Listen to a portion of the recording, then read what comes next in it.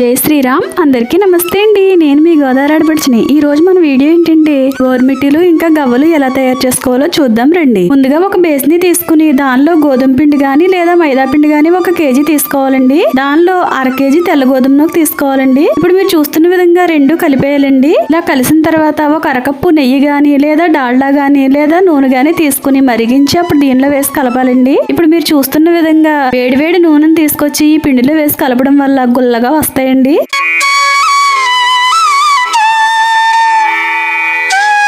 ఇప్పుడు టేస్ట్ కోసం 1 spoon salt వేస్తున్నానండి. ఈ సాల్ట్ కూడా బాగా కలిసేలాగా కలుపుకోవాలండి.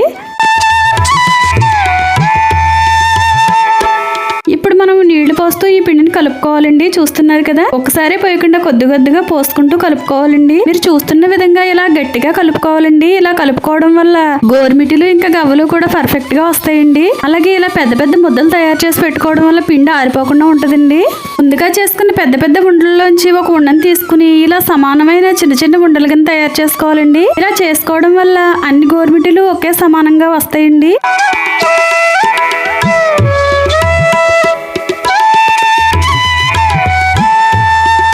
గోరుమిటీ తయారీ విధానాన్ని చూద్దామండి. మనం చిన్న ఉండను తయారు చేసుకున్నాం కదండి, అందులో ఒక ఉండను తీసుకుని ఇలా పొడుగ్గా కనికలా తయారు చేసి దానికి మధ్యలో ఇలా గాడి కింద ఏర్పాటు చేసి ఇలా 2 వేళ్ల మధ్యలో పెట్టి నొక్కాలండి. ఇలా నొక్కడం వల్ల గోరుమిటీ అందంగా వస్తుందండి. ఈ గోరుమిటీల విధానం మనం చూస్తే వచ్చేసినట్టు అనిపిస్తుందండి, కానీ అలా చేయగా వస్తుందండి. ప్రాక్టీస్ ఉండాలండి దీనికి. ఈ గోరుమిటీలు తయారు చేసేటప్పుడు చేతికి నూనె గాని లేదా నెయ్యి గాని రాసుకొని చేయాలండి. అప్పుడు చేతికి అంటుకోకుండా అందంగా వస్తాయండి.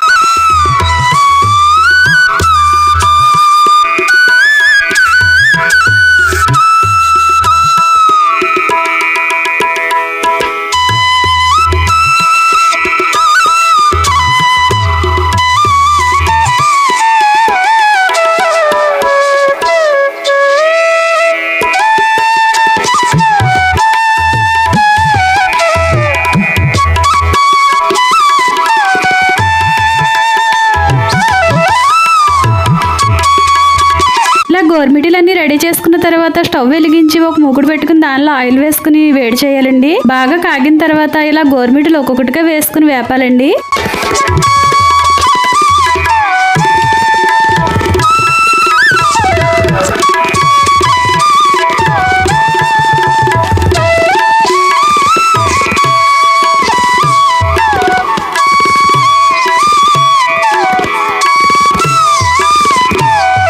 గోల్డెన్ కలర్ వచ్చే వరకు వేపి తీసుకోవాలండి.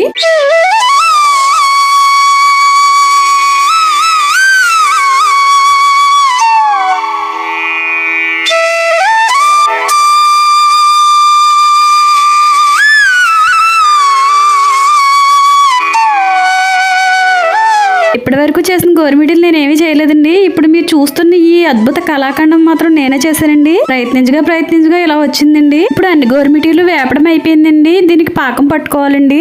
కేజీ గోధుమ పిండి 1/2 కేజీ గోధుమ నూక వేసాం కదండి, దానికి సరిపడా పాకం పట్టాలంటే కేజీ పంచదార కానీ లేదా కేజీ బెల్లం కానీ పాకం పట్టుకోవాలండి. ముందుగా స్టవ్ వెలిగించి దానిపై ఒక గిన్నె పెట్టి ఈ కేజీ పంచదార వేసుకుని చిన్న గ్లాస్ తో నీళ్లు పోసుకోవాలండి. ఇలా పోసిన తర్వాత ఇది మరిగేటప్పుడు తీగపాకం వచ్చే వరకు చూసుకోవాలండి. తీగపాకం వచ్చిన తర్వాత దీనిలో కొద్దిగా యాలకుల పొడి వేయాలండి. యాలకుల పొడి వేసి కలుపుకున్న తర్వాత అప్పుడు మనం ముందుగా వేపి చెట్టుకున్న గోరుమిటీలు ఒక్కొక్కటిగా దీనిలో వేసుకుని తీసుకుంటూ ఉండాలండి. స్టవ్ చిన్న మంట పెట్టుకుని వేసి తీసుకుంటూ ఉంటే పాకం గట్టిపడకుండా ఉంటుందండి.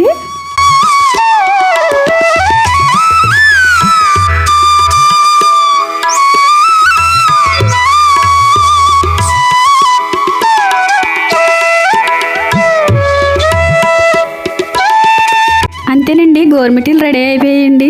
ఇప్పుడు గవ్వలు ఎలా తయారు చేసుకోవాలో చూద్దామండి. మనం ముందుగా కేజీ మైదా పిండికి 1/2 కేజీ గోధుమ నూక ఎలా అయితే కలుపుకున్నామో ఇప్పుడు కూడా అంతేనండి. కేజీ గోధుమ పిండి గానీ లేదా మైదా పిండి గానీ తీసుకుని దానిలో 1/2 కేజీ గోధుమ నూక వేసి కలుపుకుని ఇలా చిన్న చిన్న ఉండలుగా చేసుకుని అప్పుడు మనం గవ్వలు తయారు చేసుకోవాలండి. ఇది గవ్వలు తయారు చేసుకోవడానికి గవ్వల చెక్కండి. దీంతో తయారు చేసుకోవచ్చండి. ఒకవేళ ఇది లేకపోతే దువ్వంతా కూడా చేసుకోవచ్చండి. అయితే తయారు చేసే ముందు చేతికి ఎలా అయితే నూనె రాసుకుంటామో అలాగే ఈ చెక్కకు కూడా కొద్దిగా నూనె రాసి అప్పుడు మనం తయారు చేసుకోవాలండి. అలా చేయడం వల్ల చెక్కకు అంటుకోకుండా చేతికి అంటుకోకుండా వస్తాయండి. గోరుమిటీలు తయారు చేయడం కన్నా గవ్వలు తయారు చేయడం చాలా ఈజీ అండి. చూస్తున్నారు కదా, ఇక్కడ ఉన్న ఈ చిన్న పిండి ముద్దను తీసుకుని ఈ చెక్క మీద పెట్టి ఇలా రఫ్ చేయగానే ఒక గవ్వలాగా తయారవుతుందండి. ఇది వంటలు రానోళ్ళు కూడా చాలా ఈజీగా చేసుకోవచ్చండి.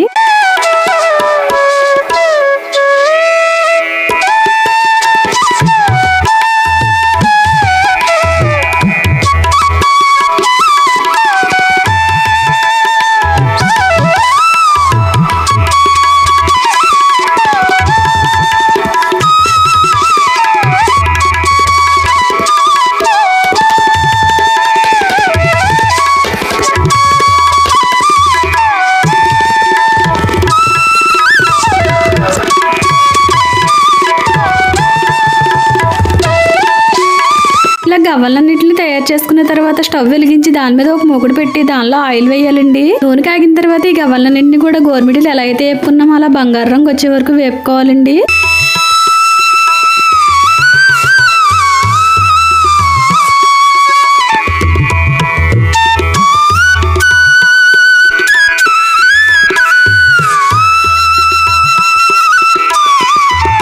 గవ్వలన్నీ వేపడం అయిపోయాయండి. దీనికి పాకం పట్టుకుందామండి. గవ్వలకి బెల్లం పాకం అయితే చాలా బాగుంటదండి. అందుకని చెప్పి నేను బెల్లం పాకం పడుతున్నానండి. ఇందాక చెప్పిన కొలత ప్రకారమే చేసుకోవాలండి. కేజీన్నర పిండికి కేజీ బెల్లం పాకం పట్టుకోవాలండి. చూస్తున్న విధంగా బెల్లాన్ని పొడుగ్గా తయారు చేసుకుని దానిలో కొద్దిగా నీళ్లు పోసి పాకం వచ్చే వరకు మరిగించాలండి. అలా మరిగించిన తర్వాత కొద్దిగా యాలకుల పొడి వేసుకోవాలండి.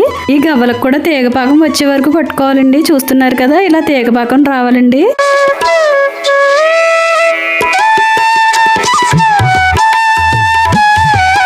చూస్తున్న విధంగా ఇలా తీగపాకం వచ్చిన తర్వాత ముందుగా వేపి చెట్టుకున్న గవ్వలన్నీ కూడా దీనిలో వేసి కలిపేసుకోవడమేనండి. అంతేనండి, గవ్వలు కూడా రెడీ అయిపోయండి. అయితే పాకం పట్టేటప్పుడు ఇలా వెడల్పాటి గిన్నెలో పట్టుకోవడం వల్ల మనం వేసిన గవ్వలు తిప్పుకోవడానికి ఈజీగా ఉంటదండి. చిన్న గిన్నెలో పాకం పట్టుకోవడం వల్ల మనకు గరిట తిరగదండి.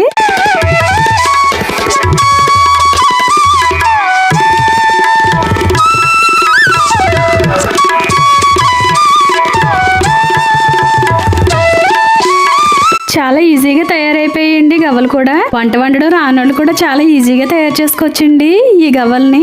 ఈ వీడియో కనుక మీకు నచ్చినట్టయితే తప్పకుండా లైక్ చేయండి. ఇంకా సబ్స్క్రైబ్ చేసుకోలేదండి, అయితే సబ్స్క్రైబ్ కూడా చేసుకోండి. జై శ్రీరామ్.